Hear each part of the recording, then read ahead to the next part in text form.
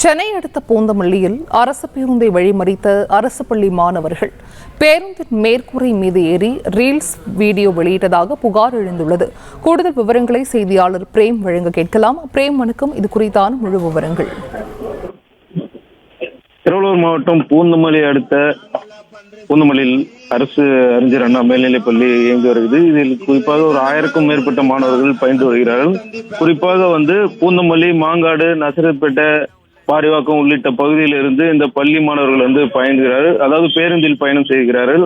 குறிப்பாக இந்த காலை நேரம் மற்றும் மாலை நேரங்களிலும் அந்த பள்ளி பேருந்தில் பயணம் செய்யும் போது வழிமறித்து ரீல்ஸ் செய்வதற்காக மேல் கூரையிலும் மற்றும் ஃபுட்போர்டில் தொங்கியும் அட்டகாசம் செய்வதாக பொதுமக்களுக்கும் மற்றும் போலீசாருக்கும் தகவல் வருகிறது.